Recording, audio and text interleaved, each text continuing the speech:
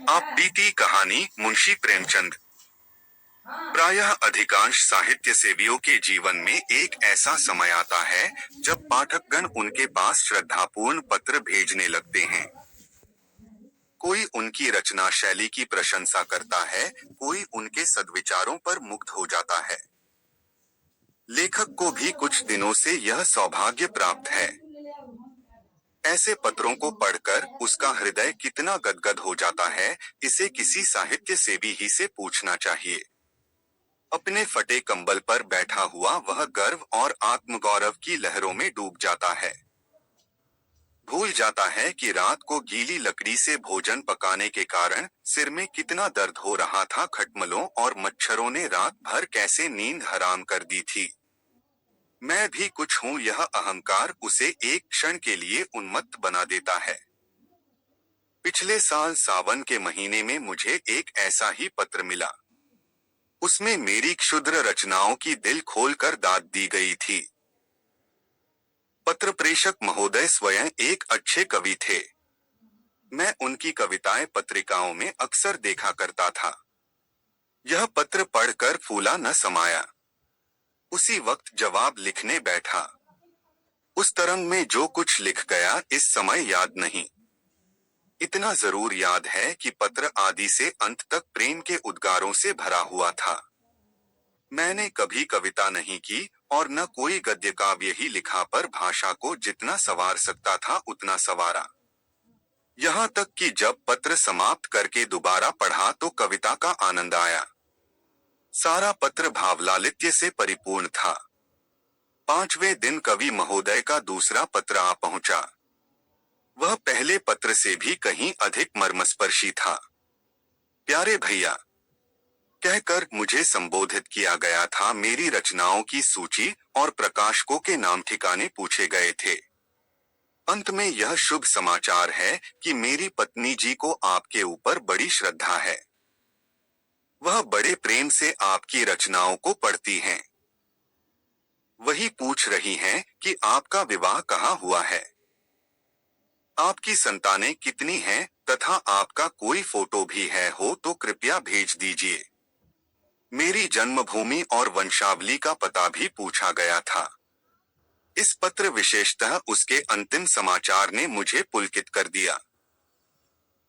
यह पहला ही अवसर था कि मुझे किसी महिला के मुख से, चाहे वह प्रतिनिधि द्वारा ही क्यों न हो, अपनी प्रशंसा सुनने का सौभाग्य प्राप्त हुआ।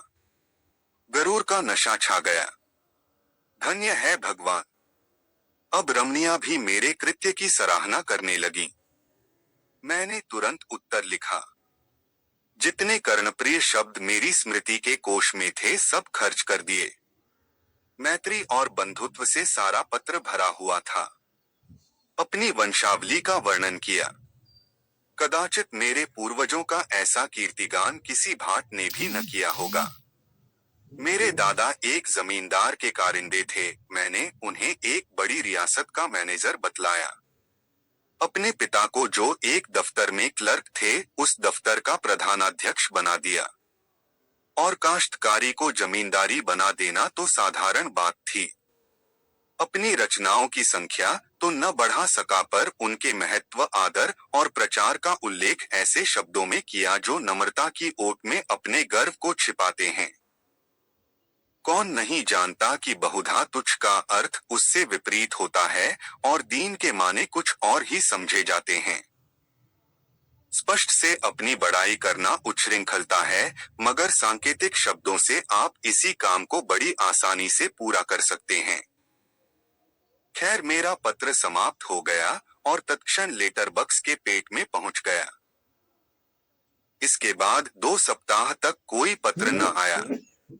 मैंने उस पत्र में अपनी गृहिणी की ओर से भी 2-4 समयोचित बातें लिख दी थीं। आशा थी घनिष्ठता और भी घनिष्ठ होगी। कहीं कविता में मेरी प्रशंसा हो जाए तो क्या पूछना। फिर तो साहित्य संसार में मैं ही नजर आऊं।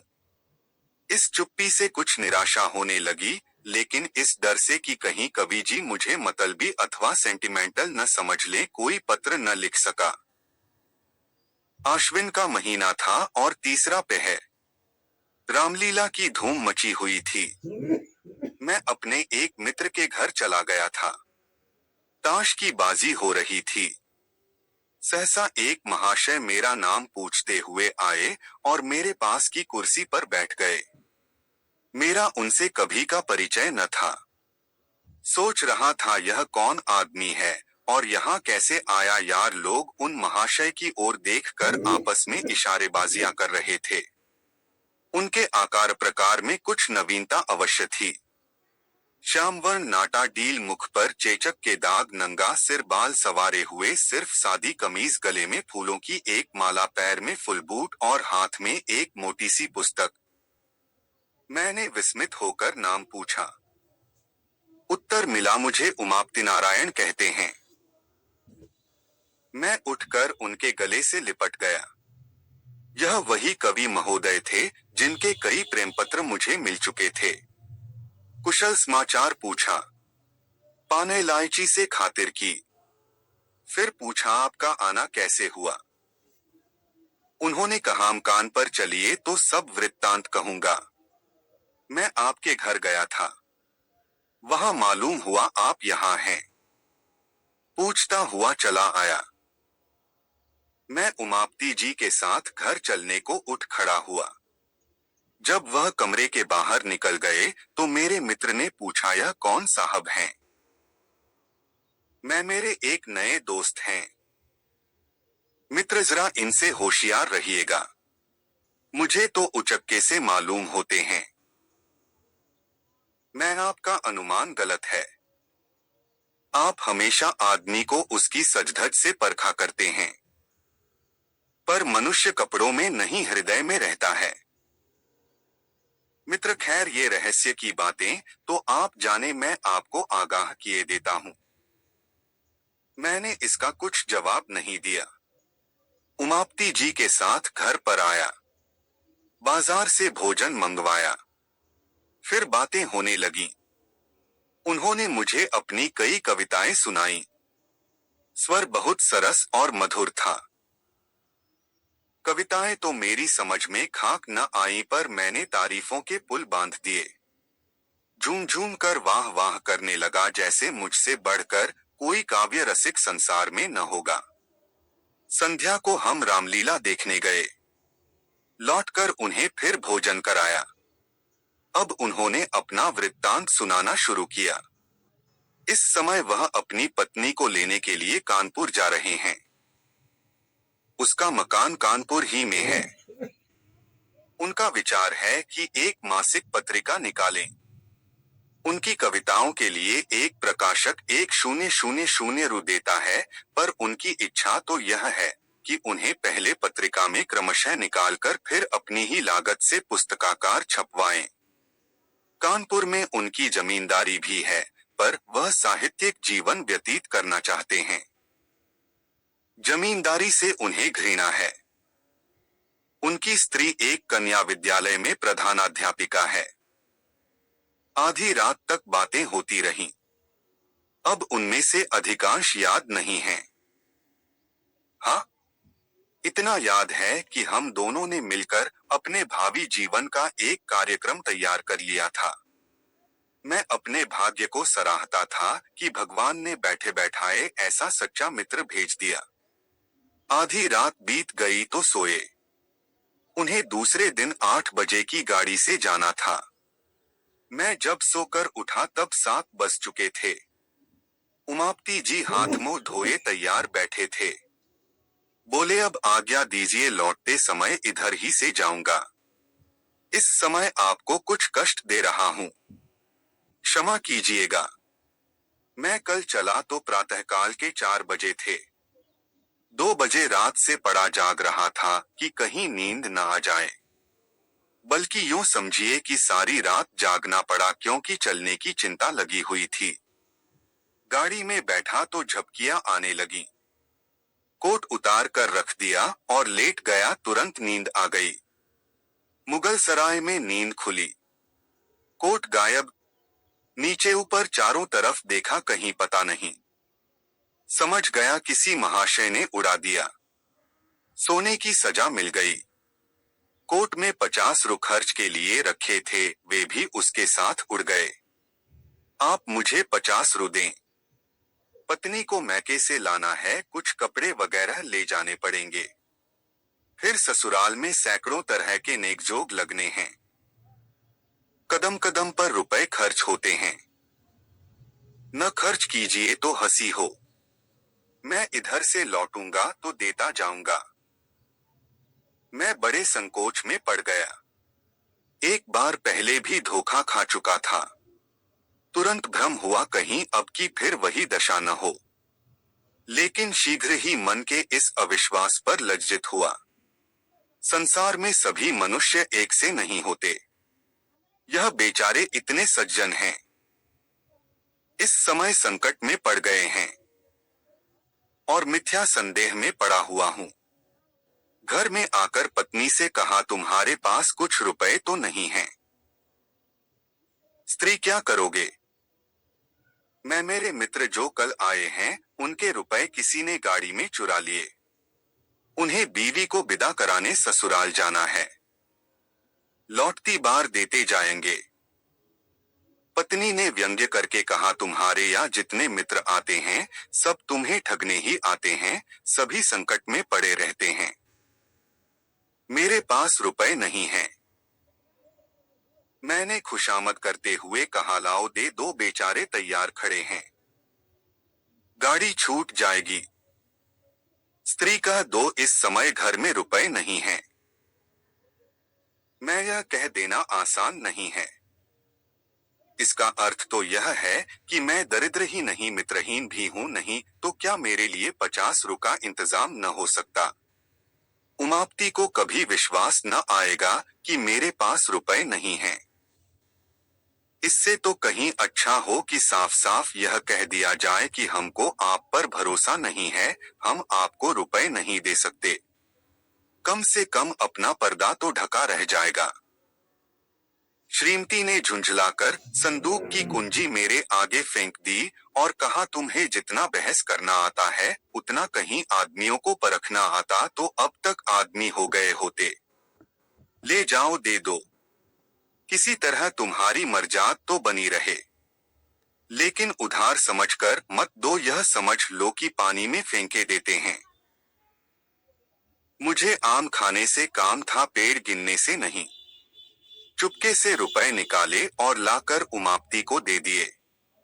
फिर लौटती बार आकर रुपए दे जाने का आश्वासन देकर वह चल दिए।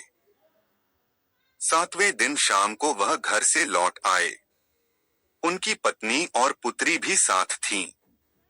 मेरी पत्नी ने शक्कर और दही खिलाकर उनका स्वागत किया।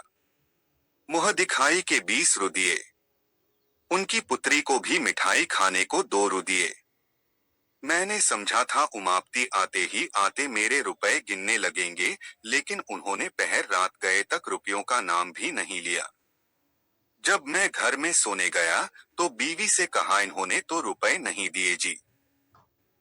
पत्नी ने व्यंग्य से हंसकर कहा, तो क्या सचमुच तुम्हें आशा थी कि वह आते ही आते तुम्हारे हाथ में रुपए रख देंगे? मैंने तो तुमसे पहले ही कह दिया था कि फिर पाने की आशा से रुपए मत दो, यही समझ लो कि किसी मित्र को सहायतार्थ दे दिए।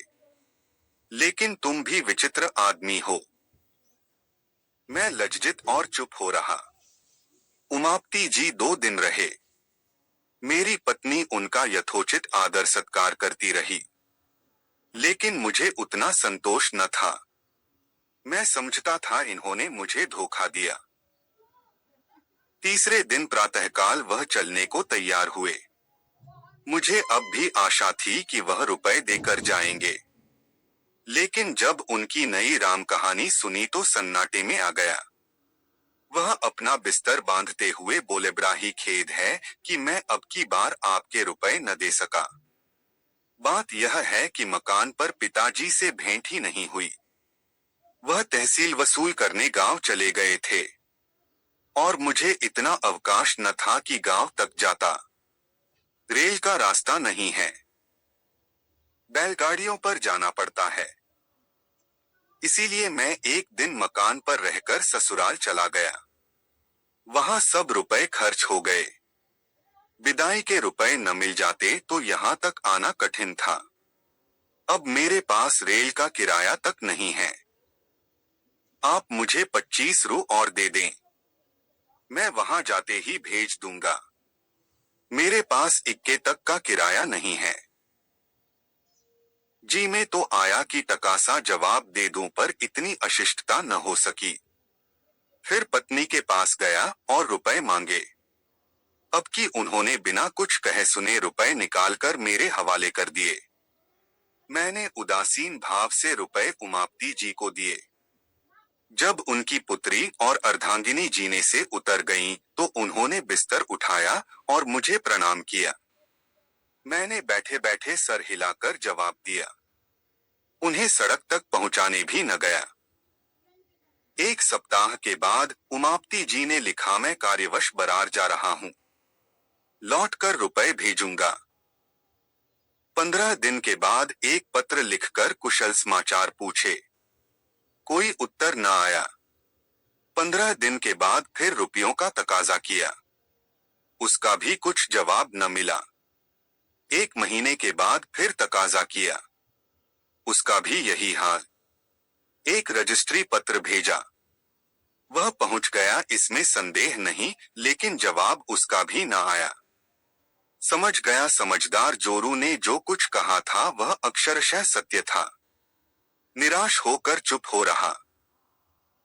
इन पत्रों की मैंने पत्नी से चर्चा भी नहीं की और न उसी ने कुछ इस बारे में पूछा। इस कपट व्यवहार का मुझ पर वही असर पड़ा जो साधारणतः स्वाभाविक रूप से पड़ना चाहिए। कोई ऊंची और पवित्र आत्मा इस छल पर भी अटल रह सकती थी। उसे यह समझकर संतोष हो सकता था कि मैंने अपने कर्तव्य को पूरा कर दिया। यदि ऋणी ने ऋण नहीं चुकाया तो मेरा क्या अपराध? पर मैं इतना उदार नहीं हूँ। यहाँ तो महीनों सिर खपाता हूँ, कलम घिसता हूँ, तब जाकर नगद नारायण के दर्शन होते हैं। इसी महीने की बात है। मेरे यंत्रालय में एक नया कंपोजिटर बिहार प्रांत से आया। काम में चतुर जान पड़ता था। मैंने उसे 15 रू मासिक पर नौकर रख लिया। पहले किसी अंग्रेजी स्कूल में पढ़ता था। असहयोग के कारण पढ़ना छोड़ बैठा था। घर वालों ने किसी प्रकार की सहायता देने से इनकार किया। विवश होकर उसने जीविका के लिए यह पेशा अख्तियार कर लिया। कोई 17 से 18 वर्ष की उम्र थी। स्वभाव में गंभीरता थी। बातचीत बहुत सलीके से करता था। यहाँ आने के तीसरे दिन बुखार आने लगा। 2-4 दिन तो ज्यों त्यों करके काटे, लेकिन जब बुखार न छूटा तो घबरा गया। घर की याद आई। और कुछ न सही, घर वाले क्या दवा दर्पण भी न करेंगे। मेरे पास आकर बोला, महाशय मैं बीमार हो गया हूँ। आप कुछ रुपए दे दें तो घर चला जाऊं। वहां जाते ही रुपयों का प्रबंध करके भेज दूंगा। वह वास्तव में बीमार था। मैं उससे भली भांति परिचित था। यह भी जानता था कि यहाँ रहकर वह कभी स्वास्थ्य लाभ नहीं कर सकता। उसे सचमुच सहायता की जरूरत थी। पर मुझे शंका हुई कि कहीं यह भी रुपए हजम न कर जाए। जब एक विचारशील सुयोग्य विद्वान पुरुष धोखा दे सकता है, तो ऐसे अर्धशिक्षित नवयुवक से कैसे यह आशा की जाए कि वह अपने वचन का पालन करेगा। मैं कई मिनट तक घोर संकट में पड़ा रहा। अंत में बोला, भाई मुझे तुम्हारी दशा पर बहुत दुख है, मगर मैं इस समय कुछ न कर सकूंगा। बिल्कुल खाली हाथ हूं। खेद है। यह कोरा जवाब सुनकर उसकी आंखों से आंसू गिरने लगे। वह बोला, आप चाहें तो कुछ न कुछ प्रबंध अवश्य कर सकते हैं। मैं जाते ही आपके रुपए भेज दूंगा। मैंने दिल में कहा, हाँ तुम्हारी नीयत साफ है, लेकिन घर पहुंचकर भी यही नीयत रहेगी इसका क्या प्रमाण है? नीयत साफ रहने पर भी मेरे रुपए दे सकोगे या नहीं यह कौन जाने। कम से कम तुमसे वसूल करने का मेरे पास कोई साधन नहीं है। प्रकट में कहा, इसमें मुझे कोई संदेह नहीं है, लेकिन खेद है कि मेरे पास रुपए नहीं हैं। हाँ, तुम्हारी जितनी तनख्वाह निकलती हो वह ले सकते हो। उसने कुछ जवाब नहीं दिया, किंकर्तव्य विमूढ़ की तरह एक बार आकाश की ओर देखा और चला गया। मेरे हृदय में कठिन वेदना हुई। अपनी स्वार्थपरता पर ग्लानि हुई। पर अंत को मैंने जो निश्चय किया था उसी पर स्थिर रहा। इस विचार से मन को संतोष हो गया कि मैं ऐसा कहाँ का धनी हूँ जो यूं रुपए पानी में फेंकता फिरूं। यह है उस कपट का परिणाम जो मेरे कवि मित्र ने मेरे साथ किया।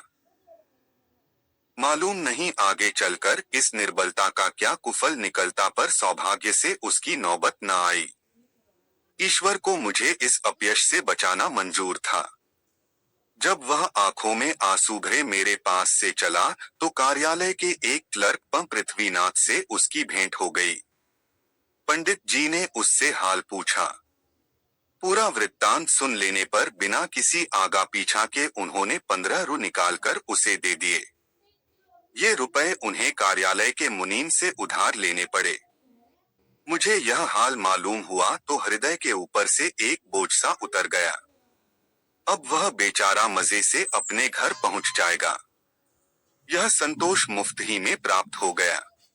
कुछ अपनी नीचता पर लज्जा भी आई। मैं लंबे लंबे लेखों में दया, मनुष्यता और सद्व्यवहार का उपदेश किया करता था, पर अवसर पड़ने पर साफ जान बचाकर निकल गया। और यह बेचारा क्लर्क जो मेरे लेखों का भक्त था इतना उदार और दयाशील निकला। गुरु गुड़ ही रहे, चेला शक्कर हो गए। खैर, उसमें भी एक व्यंग्यपूर्ण संतोष था कि मेरे उपदेशों का असर मुझ पर न हुआ, न सही दूसरों पर तो हुआ। चिराग के तले अंधेरा रहा तो क्या हुआ, उसका प्रकाश तो फैल रहा है। पर कहीं बेचारे को रुपए न मिले, और शायद ही मिले इसकी बहुत कम आशा है, तो खूब छकेंगे। हजरत को आड़े हाथों लूंगा। किंतु मेरी यह अभिलाषा न पूरी हुई। 5वें दिन रुपए आ गए। ऐसी और आंखें खोल देने वाली यातना मुझे और कभी नहीं मिली थी। खैरियत यही थी कि मैंने इस घटना की चर्चा स्त्री से नहीं की थी, नहीं तो मुझे घर में रहना भी मुश्किल हो जाता। उपर्युक्त वृत्तांत लिखकर मैंने एक पत्रिका में भेज दिया। मेरा उद्देश्य केवल यह था कि जनता के सामने कपट व्यवहार के कुपरिणाम का एक दृश्य रखूं। मुझे स्वप्न में भी आशा न थी कोई प्रत्यक्ष फल निकलेगा। इसी से जब चौथे दिन अनायास मेरे पास 75 रु का मनी ऑर्डर पहुंचा तो मेरे आनंद की सीमा न रही। प्रेषक वही महाशय थे, उमापति। कूपन पर केवल क्षमा लिखा हुआ था। मैंने रुपए ले जाकर पत्नी के हाथों में रख दिए और कूपन दिखलाया। उसने अनमने भाव से कहा, इन्हें ले जाकर यत्न से अपने संदूक में रखो। तुम ऐसे लोभी प्रकृति के मनुष्य हो, यह मुझे आज ज्ञात हुआ। थोड़े से रुपयों के लिए किसी के पीछे पंजे झाड़कर पड़ जाना सज्जनता नहीं है। जब कोई शिक्षित और विनयशील मनुष्य अपने वचन का पालन न करे तो यही समझना चाहिए कि वह विवश है। विवश मनुष्य को बार बार तकाजों से लज्जित करना भलमनसी नहीं है। कोई मनुष्य जिसका सर्वथा नैतिक पतन नहीं हो गया है, यथाशक्ति किसी को धोखा नहीं देता। इन रुपयों को मैं तब तक अपने पास नहीं रखूंगी जब तक उमापति का कोई पत्र नहीं आ जाएगा कि क्यों रुपए भेजने में इतना विलंब हुआ। पर इस समय मैं ऐसी उदार बातें सुनने को तैयार न था। डूबा हुआ धन मिल गया, इसकी खुशी से फूला नहीं समाता था।